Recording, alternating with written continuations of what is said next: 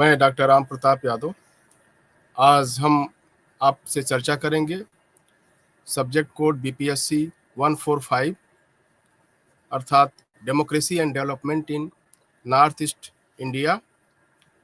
जैसा कि हम पहले भी आपसे इस विषय पर पिछली इकाइयों पे चर्चा कर चुके हैं, तो आज साथियों हम लोग शुरू करेंगे इकाई 5 और इकाई 6 जो खंड 2 के अंतर्गत आता है। इसमें हम चर्चा करेंगे इकाई 5 पे, जो पूर्वोत्तर भारत के लिए संविधान में विशेष प्रावधान किए गए हैं, और जो अगली इकाई हमारी आज चर्चा का विषय होगी वो इकाई 6 होगी, जिसमें क्षेत्रीय और जिला परिषदें उसके ऊपर क्या प्रावधान किया गया है और किस तरीके की क्षेत्रीय और संवैधानिक संरचना है। तो साथियों चलिए शुरू करते हैं। इकाई 5 पूर्वोत्तर भारत के लिए विशेष प्रावधान, और इन प्रावधानों में हम चर्चा करेंगे अगले बाकी समय में, वो है कि किस तरीके से, जैसा कि पिछली यूनिट में हमने चर्चा किया कि बहिष्कृत और आंशिक रूप से जो बहिष्कृत क्षेत्र हैं, इसके अलावा जो क्राउन कॉलोनी होती है, आखिर ये क्राउन कॉलोनी का कॉन्सेप्ट क्या है, और इसी के साथ जो छठी अनुसूची है संविधान की, और उसके अंतर्गत जिस हिसाब से इनर लाइन परमिट और जो तमाम सारे अनुच्छेद 371 के जो आर्टिकल हैं जो ऐड किए गए हैं बाद में, जैसे कि article 371A, article 371C, F और H तक। तो ये जो विशेष श्रेणी के जो राज्य हैं पूर्वोत्तर भारत के खास तौर से, उन पे किस तरीके से संवैधानिक चर्चाएं की गई, संवैधानिक प्रावधान किए गए, और क्षेत्र की विशिष्टता को बनाए रखने के लिए तमाम सारे प्रयत्न किए गए हैं। तो हमारा जो यूनिट 5 की चर्चा का जो विषय है, आइए उस पर हम शुरुआत करते हैं। तो साथियों, जैसा कि आप जानते हैं, भारत में कई क्षेत्र शामिल हैं और जिनमें विकास के विभिन्न स्तर हैं। तमाम सारे समूह मिलकर के अलग अलग भाषाएं बोलते हैं, अलग अलग संस्कृति रीति रिवाज हैं। पूर्वोत्तर भारत, जिसमें कि आप सब जानते हैं 8 राज्य शामिल हैं: असम, अरुणाचल प्रदेश, नागालैंड, मणिपुर, मिजोरम, त्रिपुरा, मेघालय और सिक्किम। तो ये सभी जो राज्य हैं पूर्वोत्तर के, ये सभी भारत के दूसरे अन्य राज्यों से किस तरीके से एकाकार होकर के काम करते हैं, भारतीय संघ के साथ मिलकर काम करते हैं, लेकिन इनकी जो सांस्कृतिक विशिष्टता है, जो क्षेत्रीय विशिष्टता है, उसका भी ख्याल रखा गया है। जो सांस्कृतिक पहचान है, जो पारंपरिक जो समाज है, उसकी जो पारंपरिक समाज की जो तमाम राजनीतिक संस्थाएं हैं, उनकी जो प्रकृति है, जो उनके आर्थिक संसाधन हैं, उनकी विशेष सुरक्षा का प्रावधान किया गया है, ख्याल रखा गया है। तो जैसा कि पिछली बार हमने चर्चा किया था, इस तरह के प्रावधान इन क्षेत्रों के निवासियों की सांस्कृतिक पहचान, रीति रिवाजों और आर्थिक तथा राजनीतिक हितों की सुरक्षा सुनिश्चित करते हैं। साथियों, अंग्रेजों ने 19वीं शताब्दी में असम पर कब्जा करने के बाद तमाम सारे अधिनियम लागू किए, तमाम सारे रेगुलेशन और एक्ट जो है पारित किए, जिसमें से सब आप जानते हैं कि 1873 के का इनर लाइन रेगुलेशन, अनुसूचित जिला अधिनियम 1874 का, इसी तरीके से भारत सरकार का अधिनियम 1919 और 1935 को पेश करके अंग्रेजों ने प्रशासनिक जो है काफी परिवर्तन किए। और आज़ादी के उपरांत इन तमाम सारे जो पूर्व में प्रस्तावित जो रेगुलेशन थे, जो अधिनियम थे, उनमें थोड़ा सा अमेंडमेंट करके, बदलाव करके, स्वतंत्रता के बाद पूर्वोत्तर भारत के लिए तमाम सारे प्रोविजंस किए गए। और आइए इस पर हम चर्चा करते हैं कि किस तरीके से बहिष्कृत और आंशिक रूप से बहिष्कृत जो क्षेत्र हैं, उसके ऊपर संविधान और हमारी जो राजनीतिक व्यवस्था है उसकी क्या राय है। साथियों, पूर्वोत्तर भारत के लिए विशेष प्रावधानों की उत्पत्ति को असम के कुछ क्षेत्रों की पहचान करने की ब्रिटिश नीति से जोड़ा जा सकता है, जो बाद में असम के पर्वतीय जिले बन गए और स्वतंत्रता की बाद की अवधि में 4 राज्य निकले, जिसमें कि मेघालय, मिजोरम, नागालैंड और अरुणाचल प्रदेश थे। साथियों, आपको पता होगा कि सिक्किम एक अलग देश था, स्वतंत्र देश था, जिसको बाद में भारतीय संघ में उसको शामिल किया गया और वो पूर्वोत्तर का 8वां राज्य बना। इसी तरीके से साथियों, जो 2 और राज्य थे, खासतौर से मणिपुर और त्रिपुरा, वो भारतीय रियासतें थीं। तो औपनिवेशिक काल में असम में मोटे तौर पे 2 प्रकार के क्षेत्र थे, एक पर्वतीय और दूसरा मैदानी। जो राजस्व रिटर्न से प्रशासन की जो लागत की जो भरपाई ना होने के कारण, खासतौर से जो पूर्वोत्तर क्षेत्र को शासित करने के लिए जितना धन की आवश्यकता होती थी, तो वो अंग्रेजों को लगता था कि कहीं ना कहीं ये हमारे ऊपर एक बोझ होगा, वहाँ के प्रशासन का खर्चा चलाना एक तरीके से बोझ होगा। तो उस तरीके से जो पहाड़ी जो परंपरागत जो शासन था, जो जनजाति जो शासन था, परंपरागत तरीके का जो सांस्कृतिक उनकी जो विशिष्टता थी, और उसी सांस्कृतिक विशिष्टता में जो जो जनजातीय क्षेत्र अपनी प्रशासनिक व्यवस्था को बनाए रखे थे, तो अंग्रेजों ने उसमें बहुत छेड़छाड़ नहीं की, क्योंकि अंग्रेजों को ये लगता था कि कहीं ना कहीं हमें पूर्वोत्तर के ऊपर प्रशासनिक रूप से राजस्व में बहुत ज़्यादा हमको खर्चा नहीं करना है, क्योंकि लागत जितनी होगी उससे कम ही जो है मुनाफा होगा। तो अंग्रेजों का जो सोच था शुरुआती दौर में, वो यही था कि इस क्षेत्र को बहुत छेड़छाड़ न किया जाए, यहाँ की व्यवस्था में छेड़छाड़ न किया जाए, लेकिन कैसे उसको भारतीय संघ का एक हिस्सा बनाए रखा जाए। तो साथियों, कुछ क्षेत्र ऐसे थे और कुछ लोग ऐसे थे कि वो मानते ही नहीं थे। पूर्वोत्तर में एक अमूमन तौर पे एक धारणा थी कि किसी भी बाहरी जो व्यक्ति है उसका शासन नहीं चलने देना। ऐसे भी दूसरे भी कारण थे। तो ऐसे में हम देखते हैं कि घुसपैठ और आपस में जो एक विरोध और दुश्मनी है, जो दूसरी जनजातियां हैं, उनमें जो मामले हैं झगड़े के, उसको कैसे निपटाना जाए, तो इसको लेकर के न्यूनतम स्तर पे अंग्रेजी हुकूमत ने हस्तक्षेप की नीति को अपनाया। साथियों, असम के पहाड़ी क्षेत्रों पर अप्रत्यक्ष रूप से अंग्रेजों का शासन था। अंग्रेजों ने उनकी पारंपरिक सत्ता प्रणाली में हस्तक्षेप नहीं किया। भूमि, विरासत, जंगल और तमाम सारे जो विवाद थे, डिस्प्यूट थे, उनके संविधान से संबंधित मुद्दों को जो प्रथागत कानून के अनुसार जो कबीले और आदिवासी जो प्रमुख की जो मध्यस्थता होती है, उसके माध्यम से निपटाने का प्रयास किया गया। भारत सरकार अधिनियम 1919 के अनुसार इस पूरे क्षेत्र को पिछड़ा क्षेत्र घोषित किया गया था। इसी तरीके से भारत सरकार अधिनियम 1935 के तहत इसे बहिष्कृत और आंशिक रूप से बहिष्कृत क्षेत्रों में बदल दिया गया। साथियों, बहिष्कृत और आंशिक रूप से बहिष्कृत क्षेत्रों के बीच कुछ अंतर था। जैसे कि पूर्व का असम की जो विधायिका में आप देखेंगे, तो उसमें जो पहले का असम है, उसकी विधायिका में इनका प्रतिनिधित्व नहीं था। हालांकि वे असम में स्थित थे, यानी जो असम के पूर्वी क्षेत्र थे, उनका वहाँ की असेंबली में कोई रिप्रेजेंटेशन पहले नहीं था। तो बहिष्कृत क्षेत्रों को गवर्नर इन काउंसिल द्वारा उनके आरक्षित क्षेत्राधिकार के रूप में प्रशासित किया जाता था। आंशिक रूप से बहिष्कृत क्षेत्रों में जो प्रांतीय विधायिका का कुछ सीमित अधिकार था।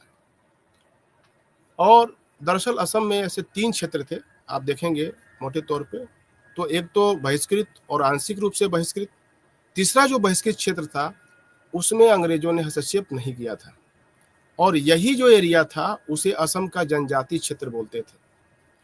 तो अंग्रेजों ने पूर्वोत्तर भारत के लोगों को 2 विशिष्ट क्षेत्रों में, मैदानों या पहाड़ियों में विभाजित किया, और पहाड़ियों को बहिष्कृत क्षेत्रों में शामिल किया गया था।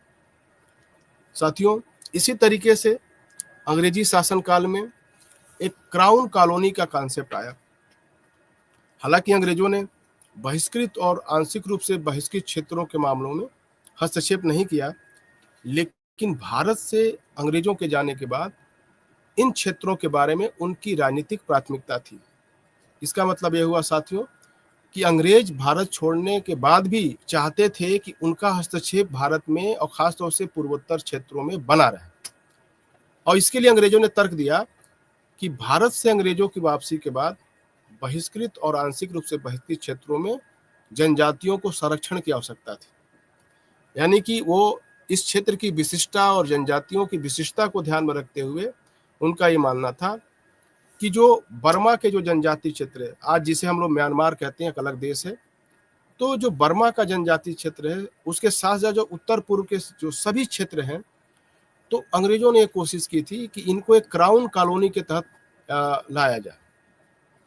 उसमें असम के राज्यपाल आर.एन. रीड ने, जब उस समय अंग्रेज राज्यपाल थे, तो उन्होंने आर.एन. रीड ने सुझाव दिया था कि असम पहाड़ियों और बर्मा की जो जनजातियों को मिलाकर के क्राउन कॉलोनी नाम से उनको एकजुट किया जाए।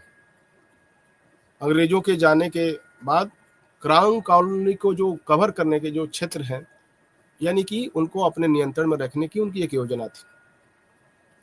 साथियों, जो क्राउन कॉलोनी की अंग्रेजों की जो योजना थी वो एक गुप्त योजना थी, जिसे कपलैंड प्लान के नाम से भी जाना जाता है, क्योंकि वो रेगिनाल्ड कपलैंड के नाम से उनका पड़ा था। और इस सुझाव को भारतीय राष्ट्रीय कांग्रेस ने खारिज कर दिया था। तो जो क्राउन कॉलोनी के विचार को असम की जनजातियों के साथ साथ रीड के जो उत्तराधिकारी हुए, जो गवर्नर रीड थे उनके उत्तराधिकारी हुए, वो एंड्रयू क्लार्क द्वारा, उन्होंने असम के राज्यपाल के रूप में भी इस विचार को खारिज कर दिया था। हालांकि बहिष्कृत और आंशिक रूप से बहिष्कृत क्षेत्रों की जनजातियों की रक्षा का प्रस्ताव संविधान सभा की बहस में लिया गया था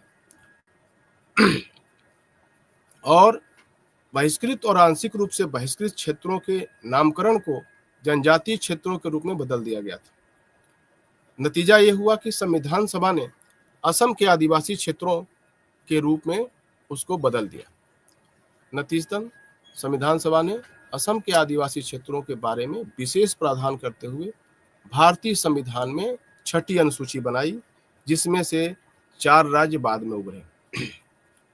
जो 6ठी अनुसूची के जो प्रावधान थे उसको उत्तर पूर्व सीमा यानी असम की सिफारिशों के आधार पर संविधान में शामिल किया गया था। भारत की संविधान सभा की जो सलाहकार समिति थी, खासतौर से जो जनजाति और बहिष्कृत क्षेत्र के जो उप समिति बनाई गई थी, और उस उप समिति को, जैसा कि पिछले यूनिट में हमने चर्चा किया था, गोपीनाथ बारदोलोई की अध्यक्षता में उप समिति बनाई गई थी, जिसको गोपीनाथ बारदोलोई समिति भी कहा जाता है। तो संविधान सभा के सदस्य भी थे और असम के तत्कालीन मुख्यमंत्री भी थे। तो साथियों, इस तरीके से एक क्राउन कॉलोनी का भी कॉन्सेप्ट आया है, जिसको आपको अपने अध्ययन में और अपने मेमोरी में शामिल करना है।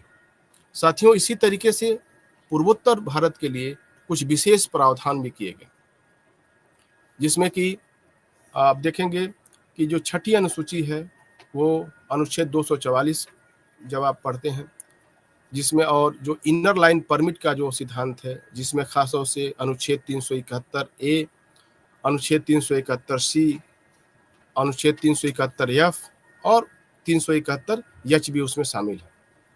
और ये जो विशेष प्रोविजन है, जो प्रावधान है, वो खासतौर से जो लैंड से रिलेटेड यानी कि भूमि से रिलेटेड, फॉरेस्ट यानी वन से रिलेटेड, और जो डिस्प्यूट्स हैं, सेटलमेंट हैं, उससे रिलेटेड, और जो कस्टमरी लॉ है, जो प्रथागत जो कानून है, उससे संबंधित ये सारे अनुच्छेद हैं। तो ये विशिष्ट प्रावधान संविधान में किए गए। साथियों, आइए हम चर्चा करते हैं कि जो 6ठी अनुसूची है, आखिर उसका क्या रोल है। और पिछले जैसे हमने इकाई में पढ़ रखा है और उस पर हमने चर्चा भी किया था कि भारतीय की जो संविधान सभा ने असम के आदिवासी लोगों के अधिकारों और उनकी पहचान की सुरक्षा के लिए एक अलग प्रशासनिक उपकरण बनाने की आवश्यकता को महसूस किया था, और उसी के बाद से 4 राज्यों का गठन हुआ। संविधान सभा ने संविधान की 6ठी अनुसूची में इस तरह के उपकरण का निर्माण किया। 6ठी अनुसूची भारतीय संविधान के अनुच्छेद 244(2) में स्पष्ट रूप से वर्णित है। यह जो 6ठी अनुसूची है, असम, मेघालय, मिजोरम, और त्रिपुरा राज्यों में जनजातीय क्षेत्रों के प्रशासन के लिए विशेष व्यवस्था करता है। ऐसे हम देखते हैं कि पूर्वोत्तर में आपको करीब 10 क्षेत्र मिलेंगे और इनमें से प्रत्येक राज्य में ऐसे 3 क्षेत्र हैं। अलग अलग राज्यों के हिसाब से हम देखें तो आप देखेंगे कि असम में उत्तर कछार पहाड़ी जिला है जिसे डिमल हाओलांग कहते हैं। उसी तरीके से असम में एक और क्षेत्र है, पिछली बार हम किसी यूनिट में चर्चा किए थे कि कोर्बी आंगलोंग जिला है जो एक विशेष क्षेत्र है। और तीसरा जो विशेष क्षेत्र है वो बोडोलैंड प्रादेशिक क्षेत्र है, उसको एक अलग से बोडोलैंड प्रादेशिक क्षेत्र जिला घोषित किया गया है। इसी तरीके से साथियों मेघालय में आप देखते हैं कि खासी हिल्स, जयंतिया हिल्स और गारो हिल्स जिला है। मिजोरम में चकमा जिला है, मारा जिला है और लाई जिला है। और त्रिपुरा में एक जिला है जिसको त्रिपुरा जनजातीय क्षेत्र बोलते हैं। साथियों छठी जो अनुसूची है तो छठी अनुसूची के सबसे महत्वपूर्ण प्रावधानों में से एक यह है कि जनजातीय क्षेत्रों को स्वायत्त जिलों और स्वायत्त क्षेत्रों के रूप में प्रशासित किया जाना है। ध्यान रखने की बात है कि छठी अनुसूची के प्रावधान के तहत राज्य के राज्यपाल को स्वायत्त जिलों और स्वायत्त क्षेत्रों की प्रशासनिक इकाइयों के रूप में पहचाने जाने वाले क्षेत्रों को निर्धारित करने का अधिकार है। साथियों राज्यपाल के पास एक नया स्वायत्त जिला क्षेत्र बनाने या क्षेत्रीय अधिकार क्षेत्र या किसी स्वायत्त जिले या स्वायत्त क्षेत्र का नाम बदलने की भी एक शक्ति है। छठी अनुसूची उन्हें कुछ कार्यकारी, विधायी और न्यायिक शक्तियां भी प्रदान करती है जो उन्हें भूमि के संबंध में कानून बनाने के लिए स्वायत्तता प्रदान करती है। उनके वनों का प्रबंधन जो रिजर्व फॉरेस्ट है उसके अलावा पारंपरिक प्रमुखों और मुखिया की नियुक्ति, संपत्ति का उत्तराधिकार, विवाह, सामाजिक सीमा शुल्क और टैक्सेशन यानी कराधान इत्यादि के रूप में भी राज्यपाल को यह अधिकार प्राप्त है। साथियों पूर्वोत्तर भारत के अलावा भारत में अन्य क्षेत्र भी हैं जहां विभिन्न संख्या में जनजातीय आबादी है और जबकि पूर्वोत्तर भारत में पर्याप्त आबादी वाले क्षेत्रों को जनजातीय क्षेत्रों के रूप में जाना जाता है, अन्य क्षेत्रों में आदिवासियों द्वारा बसाए गए क्षेत्रों को अनुसूचित क्षेत्र के रूप में जाना जाता है। छठी अनुसूची द्वारा संरक्षित आदिवासी क्षेत्रों में जनजातियों की तरह अनुसूचित क्षेत्रों में वे लोग अनुसूची के तहत संरक्षित हैं। संसद के पास संविधान में संशोधन के किए बिना साधारण कानून द्वारा इन्हें बदलने की शक्ति है। 5वीं अनुसूची के प्रावधानों में जनजातीय सलाहकार परिषदों के निर्माण की परिकल्पना की गई है। छठी अनुसूची में स्वायत्त जिला परिषदों या क्षेत्रीय परिषदों को उनके संबंधित क्षेत्रों के प्रशासन के लिए संस्थागत तंत्र के रूप में प्रदान किया गया है। साथियों 5वीं अनुसूची के तहत जनजातीय सलाहकार परिषदें राज्य विधानमंडल का निर्माण है, जबकि छठी अनुसूची के तहत जिला परिषद या क्षेत्रीय परिषदें संविधान की उपज हैं जो अपनी सभी शक्तियों और कार्यों को संविधान से प्राप्त करती हैं। जो अनुसूचित या शेड्यूल्ड जो एरियाज हैं वो आंध्र प्रदेश, बिहार, छत्तीसगढ़, गुजरात, हिमाचल प्रदेश, मध्य प्रदेश, झारखंड, महाराष्ट्र, उड़ीसा और राजस्थान राज्यों में भी स्थित है। साथियों इसी तरीके से जो इनर लाइन परमिट है यह क्या है, थोड़ा इस पे हम चर्चा करेंगे। साथियों इनर लाइन जो रेगुलेशन है इसका प्रावधान राज्य सरकार की अनुमति के बिना कुछ क्षेत्रों में इनर लाइन के रूप में ज्ञात एक बिंदु से परे बाहरी लोगों की यात्रा को प्रतिबंधित करता है। ऐसे क्षेत्रों को अधिकार क्षेत्र को हम ये कवर करता है। इसका मतलब ये हुआ कि आप बिना परमिट बनाए यानी कि बिना आप कागजी कार्रवाई किए कुछ विशिष्ट क्षेत्रों में आप घूम नहीं सकते हैं। इनर लाइन परमिट का जो उद्देश्य है इसका उद्देश्य ये है कि जो अप्रवासी लोग हैं, जो अप्रवासी लोग ऐसे तमाम सारे जो रिजर्व्ड एरियाज हैं, जो अनुसूचित एरिया हैं, जो संरक्षित क्षेत्र हैं उसमें जाकर के बस जाते हैं उसमें घर बना लेते हैं, अपनी संपत्ति बनाते हैं। तो ऐसे आदिवासी जनजाति क्षेत्रों को किस तरीके से सुरक्षित रखा जाए, इसलिए एक इनर लाइन परमिट की व्यवस्था की गई है। तो इसका उद्देश्य अप्रवासियों द्वारा इन क्षेत्रों के लोगों की भूमि, प्राकृतिक संसाधनों और पहचान की रक्षा करना है।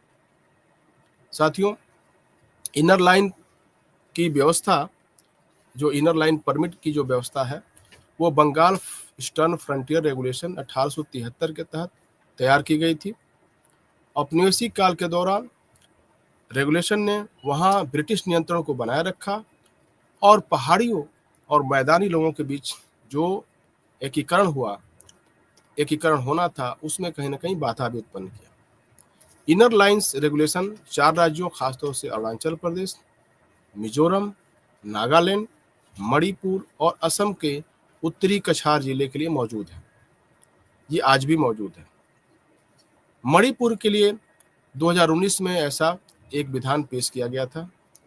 इसके विस्तार की मांग मेघालय जैसे दूसरे राज्य भी करते हैं। पूर्वोत्तर के बाहर आप देखेंगे कि लक्षद्वीप में यात्रा करने के लिए इनर लाइन की अनुमति आवश्यक होती है। अंडमान और निकोबार द्वीप समूह में भी इसे शुरू करने की मांग की जा रही है। तो जैसा आप समझ गए होंगे कि जो इनर लाइन परमिट व्यवस्था है, अर्थात बिना पास जारी किए हुए या बिना अनुमति के आप इस एरिया में आपका मूवमेंट बाधित है। इसी तरीके से साथियों, अनुच्छेद 371 ए और सी, एफ और एच, जैसा कि मैंने चर्चा किया, इस पर हमें थोड़ा सा चर्चा करना होगा। साथियों, सभी जनजाति क्षेत्रों को छठी अनुसूची के प्रावधानों के अंतर्गत शामिल नहीं किया गया था। ऐसे क्षेत्रों को बाद में पहले से मौजूद अनुच्छेद 371 में अनुच्छेद जोड़कर कवर किया गया। और अनुच्छेद 371 ए नागालैंड के बारे में है। इसी तरीके से 371 बी असम के बारे में और अनुच्छेद 371 सी मणिपुर के बारे में है। तो अनुच्छेद 371 एफ सिक्किम के बारे में। मिजोरम के लिए अनुच्छेद 371 जी में प्रोविजन किया गया है और अरुणाचल प्रदेश के लिए 371 एच का भी प्रोविजन किया गया।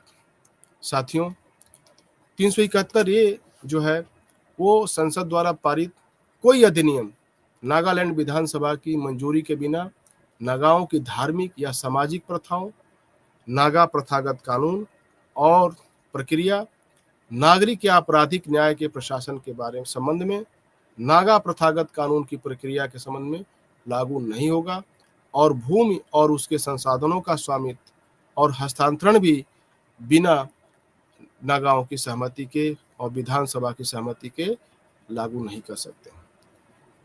तो 371 ये राज्य में कानून व्यवस्था के संबंध में राज्यपाल को विशेष जिम्मेदारी देता है।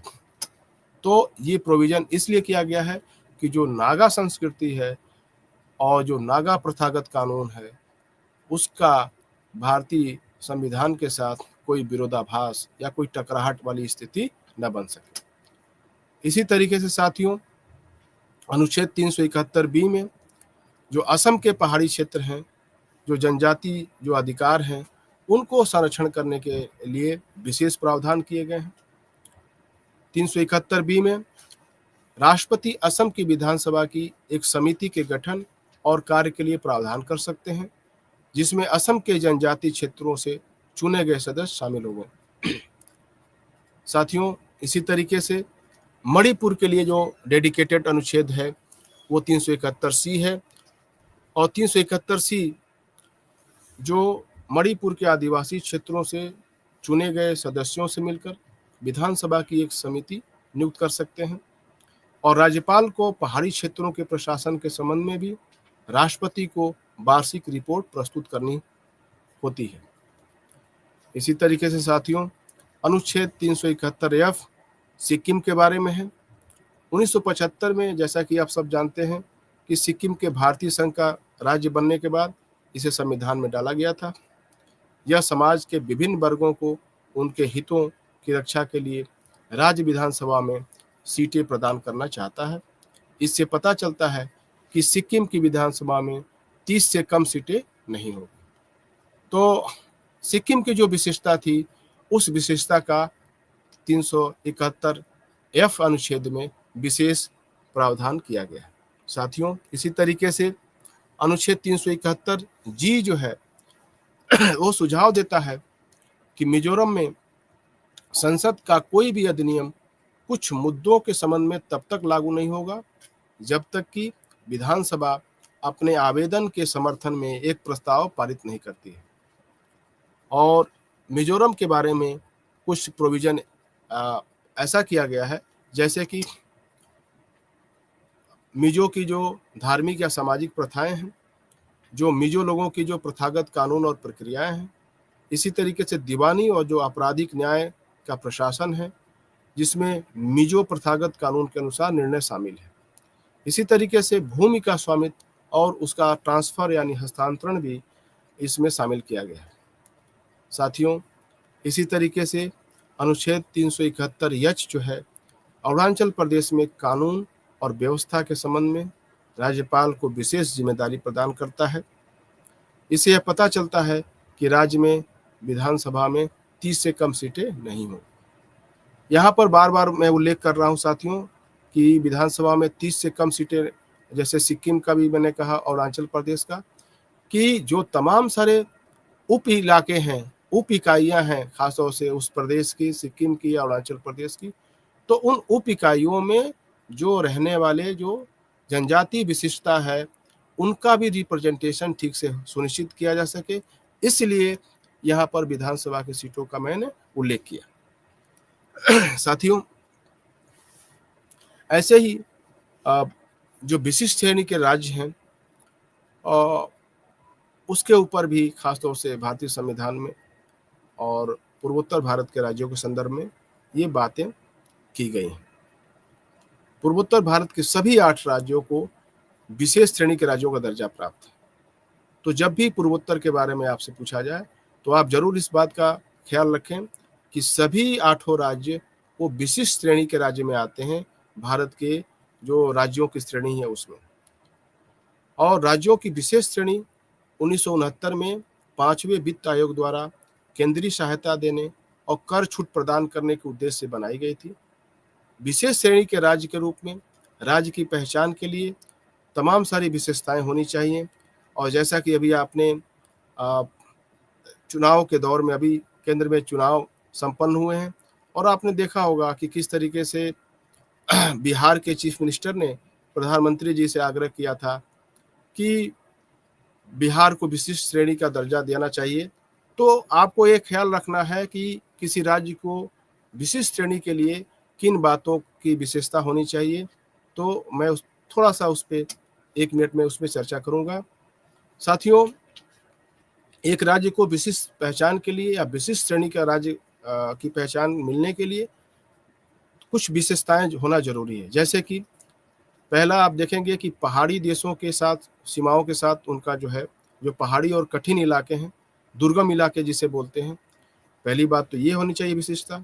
दूसरा, जो कम जनसंख्या घनत्व या जनजातीय आबादी का एक बड़ा क्षेत्र होना चाहिए।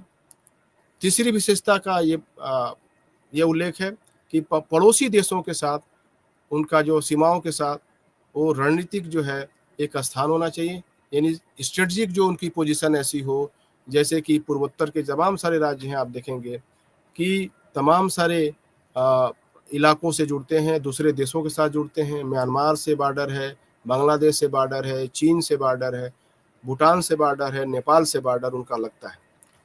इसी तरीके से साथियों, वित्त की जो खासतौर से फाइनेंस का जो मैटर है, उसमें ये कहा गया है कि वो उनका एक गैर व्यवहार्य प्रकृति हो, अर्थात फाइनेंस को लेकर के एक इंस्टेबिलिटी वहाँ पे जो हो, यानी कि एक तरीके से वित्त के मामले में बहुत ही वो राज्य सफिशिएंट राज्य ना हो। तो साथियों, वे वर्ष जब पूर्वोत्तर भारत के राज्य विशेष श्रेणी के राज्य बने, तो उसमें आपको पता होना चाहिए कि एक तो 1969 में असम और नागालैंड को विशिष्ट श्रेणी का दर्जा दिया गया। इसी तरीके से 1972 में मेघालय को विशिष्ट श्रेणी का राज्य का दर्जा दिया गया। मणिपुर और त्रिपुरा को 1975 में, सिक्किम और और 1987 में हम देखते हैं कि मिजोरम और अरुणाचल प्रदेश को बनाया गया विशिष्ट श्रेणी का। इसी तरीके पूर्वोत्तर भारत के जो बाहर के जो राज्य हैं, तो हिमाचल प्रदेश को 1971 में और 2001 में उत्तराखंड को भी विशेष श्रेणी के राज्य बनाया गया। इसी तरीके से जम्मू और कश्मीर को 5 अगस्त 2019 को एक राज्य से 2 केंद्र शासित प्रदेशों को बनाया गया, जैसे जम्मू और कश्मीर और लद्दाख में परिवर्तित किया गया। उनको भी 1969 के तहत प्रावधान के तहत विशेष श्रेणी के राज्य में शामिल किया गया था। तो साथियों, इस तरीके से आपको पूर्वोत्तर भारत के खासतौर से जो राज्य हैं उनकी जो विशिष्टता है, जो संवैधानिक जो आपने विशेष प्रावधान है, इस पे हमने चर्चा किया। अब आगे हम चर्चा करेंगे कि किस तरीके से जो पूर्वोत्तर भारत के लिए जो पूर्वोत्तर के राज्य हैं उनकी जो क्षेत्रीय और जो जिला परिषदें हैं वो किस तरीके से काम करती हैं और क्या उनका संवैधानिक महत्व है और संवैधानिक प्रावधान किए गए। तो आइए चलते हैं साथियों इकाई 6 यूनिट 6 पे, जिसका शीर्षक है क्षेत्रीय और जिला परिषदें। साथियों, हमने पहले भी भारतीय संविधान में देखा है कि भूमि और वन की जो अधिकारों की सुरक्षा है उसके प्रावधान किए गए हैं और पूर्वोत्तर भारत में जो जनजातीय लोगों की जो सांस्कृतिक पहचान के संरक्षण का जो विषय है उस पर ज़्यादा फोकस किया गया है। और ये तमाम सारे प्रावधान, जैसे हमने कहा छठी अनुसूची, जैसे छठी अनुसूची में आप अनुच्छेद 244 देखेंगे, अनुच्छेद 371 1 सी एफ और एच, जैसा कि हमने अभी चर्चा किया। और इस क्षेत्र के सभी राज्यों को विशेष दर्जा प्राप्त है। ये सभी राज्यों को केंद्रीय कर में छूट, केंद्रीय सहायता इनको स्पेशल तौर पे दी जाती है। तो इसी तरीके से आखिर जो पूर्वोत्तर के राज्य हैं इनमें जो क्षेत्रीय और जो जिला परिषद हैं इनकी क्या अवधारणाएं हैं, थोड़ा सा इस पर हम चर्चा करेंगे। साथियों, संविधान की छठी अनुसूची पूर्वोत्तर भारत में जिला और क्षेत्रीय परिषदों के निर्माण का प्रावधान करती है। ये जनजातीय समुदायों के आर्थिक हितों और सांस्कृतिक पहचान की रक्षा के लिए संवैधानिक उपाय है। स्वायत्त जिला परिषदें संवैधानिक उपाय हैं जो एक संपूर्ण जनजाति जिले को कवर करती हैं, जिसमें एक से अधिक जनजातियां शामिल हो सकती हैं। एक स्वायत्त क्षेत्रीय परिषद ऐसे जिले के भीतर एक विशिष्ट जनजाति को शामिल करती है। साथियों, एक जिले के भीतर एक स्वायत्त क्षेत्रीय परिषद को एक स्वायत्त जिला परिषद के रूप में भी प्रमोट किया जा सकता है। संविधान का हम देखते हैं कि खासतौर से 2019 में संविधान का 125वां संशोधन किया गया। छठी अनुसूचित जो है उसके क्षेत्रों में जिला और क्षेत्रीय परिषदों के अलावा गांव और नगरपालिका परिषदों को भी उसमें ये अधिकार दिया गया है, ये सुविधा दी गई है। और इसमें सुझाव दिया गया कि जिला परिषदों द्वारा ग्राम और ग्राम परिषदों की शक्तियों के संबंध में नियम बनाए जाएंगे। साथियों, पूर्वोत्तर भारत के जनजातीय क्षेत्रों में ऐसे उपकरण हैं जिसे अनुसूचित क्षेत्र के रूप में जाना जाता है। संविधान में छठी अनुसूची को शामिल करने से पहले ऐसे क्षेत्रों को बहिष्कृत और आंशिक रूप से बहिष्कृत क्षेत्रों के रूप में जाना गया था। और जैसा कि मैंने कहा भी था कि इसके पहले उसे पिछड़ा क्षेत्र के रूप में भी उसकी पहचान की गई थी, जैसा कि पिछले यूनिट में हमने इस पर चर्चा किया। और बारदोलोई समिति की जिसमें सिफारिश थी कि भारत के संविधान में पूर्वोत्तर भारत में जनजातीय क्षेत्रों को स्वायत्तता देने के उद्देश्य से संवैधानिक उपाय किए जाने चाहिए। इस तरह की स्वायत्तता इस क्षेत्र के आदिवासी लोगों को अपनी पहचान और प्राकृतिक संसाधनों को संरक्षित करने में सक्षम बनाती है। साथियों, छठी अनुसूची जो जिला और क्षेत्रीय परिषदों के निर्माण का प्रावधान करती है उसमें बारदोलोई समिति की सिफारिशों का वो परिणाम थी। जैसा कि अनुच्छेद 244 आप देखते हैं, स्वायत्त जिला परिषद या स्वायत्त क्षेत्रीय परिषदों की शुरुआत के लिए एक जिले या एक क्षेत्र की पहचान करने की शक्ति राज्यपाल के पास है, अर्थात राज्यपाल ही ऐसे क्षेत्रों की पहचान कर सकते हैं। और ऐसे ऑटोनोमस जो डिस्ट्रिक्ट काउंसिल हैं, जिसे शॉर्ट में एडीसी बोलते हैं, तो इनके क्षेत्रीय अधिकार क्षेत्र को बदलने की शक्ति प्राप्त है। तो हम देखते हैं कि ये जो स्वायत्त जिला परिषद है, इन पर जो प्रशासन है या तो उनकी काउंसिल करेगी, या ऊपर की जो अथॉरिटी होगी वो गवर्नर यानी राज्यपाल हो। राज्यपाल को कुछ सीमित अधिकार है, और इसके अलावा जो मेन स्ट्रीम की जो पॉलिटिक्स है राज्य की, उसका इसमें बहुत ज़्यादा दखल नहीं होता है।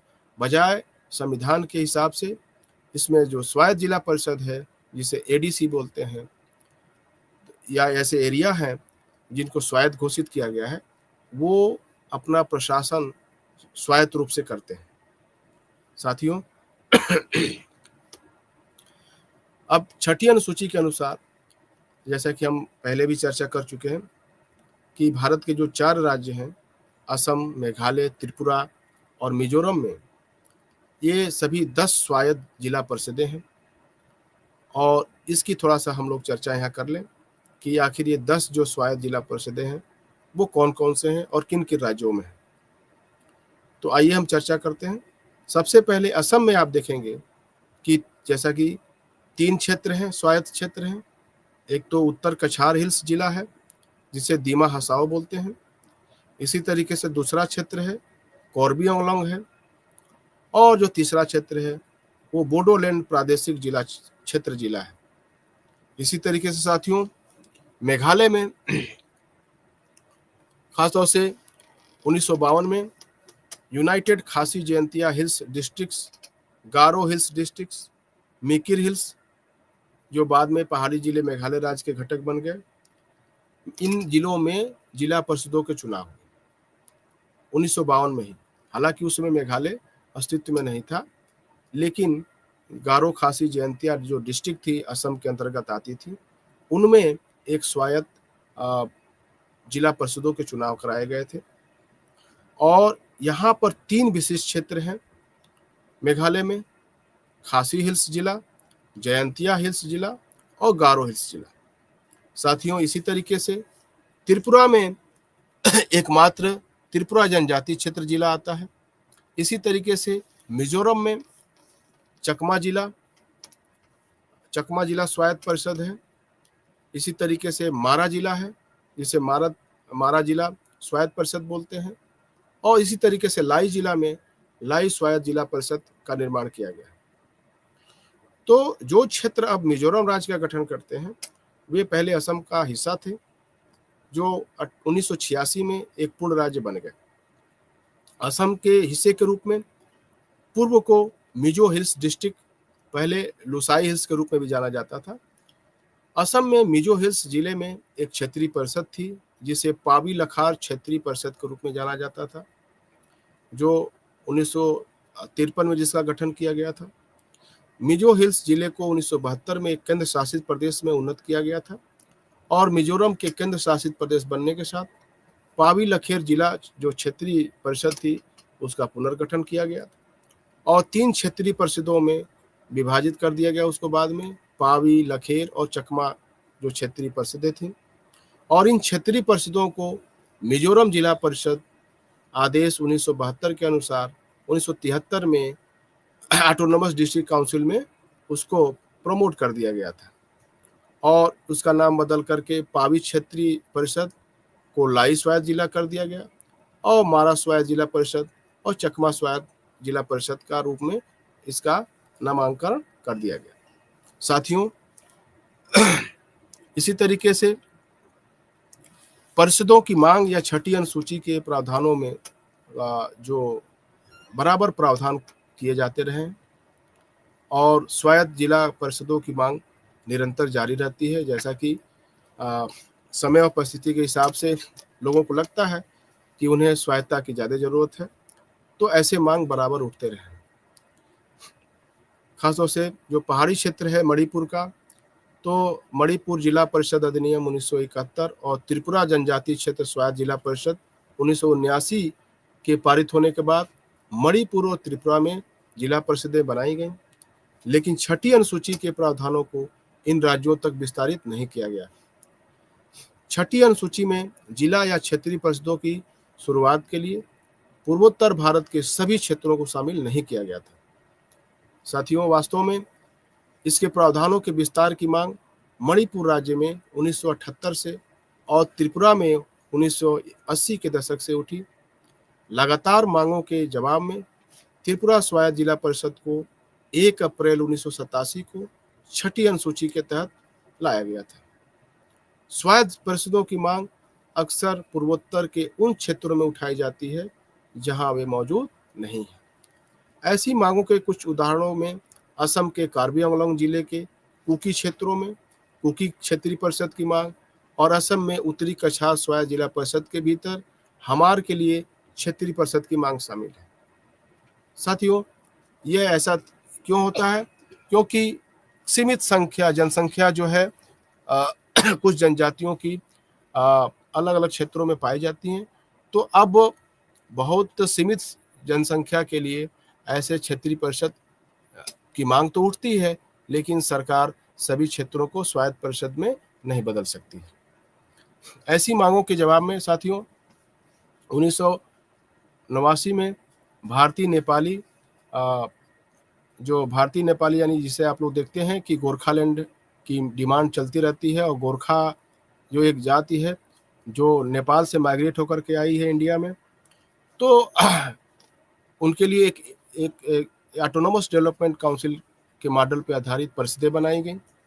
1989 में दक्षिणी बिहार में आदिवासी जो स्वायत्त परिषद की मांग की गई। आप जैसा कि जानते हैं कि जो बाद में सन 2000 में झारखंड अलग राज्य बन गया।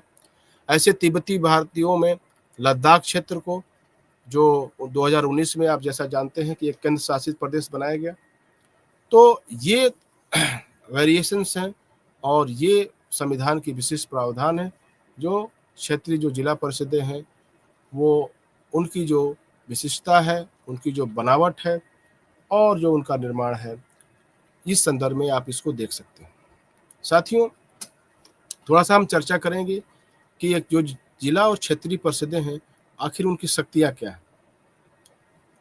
साथियों, छठी अनुसूची स्वायत्त जिला परिषदों और स्वायत्त क्षेत्रीय परिषदों दोनों की शक्तियों को परिभाषित करती है। राज्यपाल आदिवासी परिषद या संबंधित ऑटोनोमस डिस्ट्रिक्ट काउंसिल के भीतर जनजातीय संगठनों के प्रतिनिधियों के परामर्श से एडीसी के बारे में नियम बनाएंगे। एडीसी और कुछ विधायी, कार्यकारी, न्यायिक और वित्तीय शक्तियों से संपन्न है। यदि एक स्वायत्त जिले में एक क्षेत्रीय परिषद है तो ऑटोनोमस डिस्ट्रिक्ट काउंसिल के पास केवल ऐसे मामलों का अधिकार क्षेत्र होगा जिन पर स्वायत्त क्षेत्रीय परिषद ने एडीसी को शक्ति सौंपी है। इसी तरीके से साथियों, एडीसी के पास छठी अनुसूची द्वारा प्रदत्त शक्तियों के अतिरिक्त ऐसी शक्तियां होंगी। हालांकि इन जिला परिषदों और क्षेत्रीय परिषदों की प्रशासनिक शक्तियां और कार्य एक राज्य के से दूसरे राज्यों में भिन्न होते हैं। और छठी अनुसूची असम, मेघालय, त्रिपुरा, मिजोरम राज्य के लिए अलग अलग उसमें पैरा जोड़े गए हैं, जैसे कि पैरा 12, पैरा 12A, 12A और 12B में प्रत्येक राज्य के जिला परिषदों और क्षेत्रीय परिषदों के लिए विभिन्न प्रशासनिक प्रावधानों को निर्धारित करती है। छठी अनुसूची के अनुसार जिला परिषदों और क्षेत्रीय परिषदों की शक्ति और कार्यों को हम थोड़ा सा संक्षेप में यहाँ पे चर्चा करना चाहेंगे। साथियों, जो ऑटोनोमस डिस्ट्रिक्ट काउंसिल है या ऑटोनोमस जो रीजनल काउंसिल है, जिसे हम लोग शॉर्ट फॉर्म में एडीसी और एआरसी बोलते हैं, तो ऐसे क्षेत्रीय जिला परिषदों को कुछ मुद्दों पर कानून बनाने का अधिकार है। यानी जो विधायी शक्ति है वो सीमित मात्रा में प्राप्त है। हालांकि ऐसे कानूनों की तब तक वैधता नहीं मानी जा सकती है जब तक कि उन्हें राज्यपाल की अनुमति न मिल जाए। तो यह बात ध्यान रखने की है कि राज्यपाल को इस पर अंतिम निर्णय का अधिकार होता है। इसमें बहुत सारे ऐसे मुद्दे हैं जिनको इसमें शामिल किया जा सकता है, जैसे कि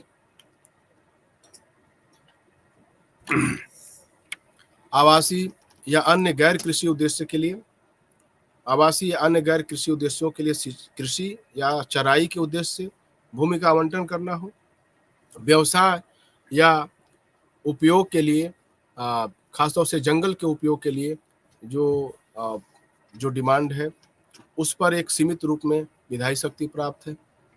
इसी तरीके से वन का जो प्रबंधन है और खासतौर से वो वन जो आरक्षित नहीं है उससे संबंधित कुछ ये मतलब विधायी अधिकार इनको प्राप्त है। इसी तरीके से कृषि के प्रयोजन के लिए या नहर या जलमार्ग का जो उपयोग है उस पर ये अपने सीमित मात्रा में, सीमित स्तर पे कानून बना सकते हैं। झूम या अन्य प्रकार की जो स्थानांतरित खेती होती है उसका किस तरीके से रेगुलेशन हो उस पर इन्हें कानून विधान बनाने का अधिकार है। आप सब जानते होंगे झूम खेती होती है कि हमेशा मौसम के हिसाब से कुछ आदिवासियाँ ऐसी हैं जो झूम खेती करती हैं, यानी कि जंगल की कटाई और एक फसल लिया वहाँ पर, फिर उस जगह को छोड़ करके फिर दूसरे एरिया में जा करके जंगल काट करके और खेती करना। साथियों, इसी तरीके से ग्राम या नगर समिति है या परिषदों की स्थापना करनी हो या उनकी शक्तियों का विस्तार करना हो या उस पर विधान बनाना हो, ये सीमित अधिकार प्राप्त है। इसी तरीके से जो प्रमुख होते हैं, जो जनजाति जो जिला परिषदें हैं, जो उनके जो क्षेत्र हैं उनके प्रमुखों की नियुक्ति करनी हो या मुखियाओं की जो नियुक्ति करनी हो या उत्तराधिकार से संबंधित जो मसला है उस पर भी सीमित मात्रा में विधायी अधिकार प्राप्त है। इसी तरीके से इन जिला परिषदों को संपत्ति, विवाह और जो तलाक की विरासत है या जो सामाजिक रीति रिवाज है उस पर भी विधायी अधिकार प्राप्त है। इसके संबंध में साथियों छठी अनुसूची के जो पैरा 3 में ये विशेष प्रावधान किए गए हैं। इसके अलावा पैरा 10 में ये साफ साफ लिखा है कि एक स्वायत्त जिला की जिला परिषद को अनुसूचित जिले में अनुसूचित जनजाति के निवासियों के अलावा किसी अन्य व्यक्ति द्वारा धन, उधारी या व्यापार के नियम और नियंत्रण के लिए कानून बनाने की भी शक्ति प्राप्त है। तो इसी तरीके से कुछ कार्यकारी प्रोविजन भी किए गए हैं एडीसी या एआरसी के लिए, जैसे कि छठी अनुसूची ने जिला परिषदों और क्षेत्रीय परिषदों को व्यापक कार्यकारी शक्तियां भी प्रदान की हैं। जिला परिषदों और क्षेत्रीय परिषदों को जिलों में प्राथमिक विद्यालयों, औषधालयों, बाजारों, घाटों, पशु तालाबों, मत्स्य पालन, सड़कों के लिए, सड़क परिवहन के लिए और जलमार्गों की स्थापना के लिए तथा निर्माण या प्रबंधन करने की भी शक्ति प्रदान की गई है। साथियों, राज्यपाल के अनुमोदन से परिषदों को प्राथमिक विद्यालयों में भाषा और शिक्षा के तरीकों को निर्धारित करने के लिए भी अधिकृत किया गया है। जिला परिषदों को कृषि, पशुपालन, सामुदायिक परियोजनाओं, सहकारी समितियों, सामाजिक कल्याण, ग्राम नियोजन या राज्य की कार्यकारी शक्तियों के अंतर्गत आने वाले किसी भी अन्य मसले जैसे जो उन्हें अन्य कार्य सौंपे जा सकते हैं उस पर कार्यकारी अधिकार प्राप्त है। साथियों, इसी तरीके से कुछ न्यायिक शक्तियां भी जिला परिषदों को प्राप्त है। जिला परिषदों और क्षेत्रीय परिषदों की जो न्यायिक शक्तियां हैं वादों और मामलों की सुनवाई के लिए ग्राम और जिला परिषद न्यायालयों के गठन से संबंधित है, जहां विवाद के सभी पक्ष जिले के भीतर अनुसूचित जनजातियों के हैं। अपील की अदालत की शक्ति का प्रयोग केवल जिला परिषद द्वारा स्थापित अदालतों द्वारा किया जाता है। एक जिला परिषद या क्षेत्रीय परिषद ग्राम परिषदों और अदालतों और उनकी शक्तियों से संबंधित नियम बना सकती है और उच्च न्यायालय और सर्वोच्च न्यायालय को छोड़कर किसी अन्य न्यायालय के पास ऐसे मुकदमों पर अधिकार क्षेत्र नहीं है। साथियों, हालांकि जिला परिषदों और क्षेत्रीय परिषदों के पास 5 साल या उससे अधिक के लिए मौत या कारावास से जुड़े मामलों को तय करने की शक्ति नहीं है। तो ऐसे जो एक्सेप्शंस हैं, इन एक्सेप्शंस को छोड़ करके हम देखते हैं कि इन जिला परिषदों को व्यापक स्तर पर न्यायिक शक्तियां प्राप्त हैं। इसी तरीके से साथियों, इन जिला परिषदों को और क्षेत्रीय परिषदों के पास संबंधित परिषद के लिए बजट तैयार करने की वित्तीय शक्तियां हैं। भूमि और भवनों, व्यवसायों, रोजगार, पशुओं, वाहनों, बिक्री के लिए बाजार में माल के प्रवेश पर कर, यात्रियों और घाटों में ले जाए वाले सामानों पर कर और स्कूलों, औषधालयों या सड़कों के रखरखाव के लिए करों का आकलन और कर लगाना उनके संबंधित अधिकार क्षेत्र में। साथियों, जिला परिषदों को अपने अधिकार क्षेत्र में खनिजों के निष्कर्षण के लिए लाइसेंस या पट्टे देने की शक्ति है। परिषदें प्रत्येक वर्ष खनिजों के निष्कर्षण पर रॉयल्टी पाने का भी हकदार है। साथियों, छठी अनुसूची में स्वायत्त जिला परिषदों के लिए एक जिला निधि के गठन का भी प्रावधान है। एक एडीसी द्वारा उसके प्रशासन के दौरान प्राप्त सभी धन को उसके जिला कोष में जमा किया जाता है। जिला निधि में एडीसी द्वारा बनाए गए कानूनों के तहत सरकार से प्राप्त सहायता अनुदान, लगाए गए कर या एसीडी द्वारा प्राप्त अन्य राजस्व इसमें शामिल है। साथियों, छठी अनुसूची के तहत एडीसी के विपरीत पांचवी अनुसूची के प्रावधान के तहत स्थापित जनजातीय सलाहकार परिषदों को अपने लिए बजट तैयार करने के लिए वित्तीय शक्ति नहीं दी जाती। पांचवी अनुसूची के प्रावधानों में आय के स्रोतों या सहायता अनुदान का कोई उल्लेख नहीं है। हालांकि चूंकि जिला परिषदें या जनजातीय सलाहकार परिषदें राज्य सरकार द्वारा बनाई जाती हैं, इसलिए परिषदों को वित्तीय सहायता देना राज्य सरकारों का नैतिक कर्तव्य है। साथियों, इस तरीके से आप देख सकते हैं कि छठी जो आपकी अनुसूची है वो पांचवी अनुसूची से ज्यादा महत्व ये जनजातियों को और जिला परिषदों को देती है। क्योंकि जिला परिषदें हम देखते हैं कि उनको पांचवी अनुसूची में राज्य सरकारें बनाती हैं, तो वित्तीय अधिकार राज्य सरकारों के हक में है, जबकि छठी अनुसूची में दर्ज जो जिला परिषदें हैं उनको स्वायत्त रूप से उनको अपना प्रशासन चलाने के लिए, विधायन के लिए और वित्तीय संग्रह के लिए भी उनके पास ज्यादा विशेषाधिकार हैं, अधिकार हैं। साथियों, पांचवे जो अनुसूचित क्षेत्रों में जनजातीय सलाहकार परिषदों को सौंपे जाने वाले अधिकार और कार्य न्यूनतम है, मुख्य रूप से राज्य विधानमंडल द्वारा तय किए जाते हैं। इसीलिए छठी अनुसूची के तहत स्थापित जिला स्वायत्त परिषदों के पास पांचवी अनुसूची के तहत जनजाति सलाहकार परिषद की तुलना में अपेक्षाकृत अधिक शक्ति है। वास्तव में छठी अनुसूची को कभी कभी मिनी संविधान और जिला और क्षेत्रीय परिषदों को राज्य के भीतर मिनी स्टेट या राज्य के रूप में संदर्भ किया जाता है, क्योंकि उनके पास व्यापक विधायी, कार्यकारी, वित्तीय और न्यायिक शक्तियां होती हैं। छठी अनुसूची के तहत जिला परिषदें संविधान से अपनी शक्तियां प्राप्त करती हैं, लेकिन पांचवी अनुसूची के तहत जनजाति सलाहकार परिषदों के पास राज्यों की विधानसभा का निर्माण होने के कारण सीमित शक्तियां हैं, जो ज्यादातर कार्यकारी प्रकृति की है। छठी अनुसूची के प्रावधानों के विपरीत पांचवी अनुसूची जो है उस क्षेत्रों को विधायी, न्यायिक और वित्तीय शक्तियों से वंचित कर दिया गया है। राज्य की कार्यकारी जो शक्ति भी अनुसूचित क्षेत्रों तक फैली हुई है। तो साथियों, इसी तरीके से जिला परिषद और क्षेत्रीय परिषदों का गठन निर्वाचित और मनोनीत सदस्यों से किया जाता है। निर्वाचित सदस्य सार्वभौमिक वयस्क मताधिकार के माध्यम से चुने जाते हैं और मनोनीत सदस्यों को राज्यपाल द्वारा नामित किया जाता है। प्रत्येक जिला परिषद और क्षेत्रीय परिषद के सदस्यों की संख्या 30 से अधिक नहीं होगी। इनमें से 26 सदस्य निर्वाचित सदस्य होते हैं और 4 मनोनीत होते हैं। बोडोलैंड प्रादेशिक परिषद एक अपवाद है, जिसमें 46 सदस्य हो सकते हैं, जिनमें से 40 निर्वाचित होते हैं और 6 राज्यपाल द्वारा मनोनीत किए जाते हैं। मनोनीत सदस्य गैर प्रतिनिधित्व वाले समुदायों से आते हैं, जिनका राज्यपाल की राय में पर्याप्त प्रतिनिधित्व नहीं है। साथियों, स्वायत्त जिला परिषद के प्रशासनिक ढांचे में एक सचिवालय परिषद और एक कार्यकारी शाखा शामिल है।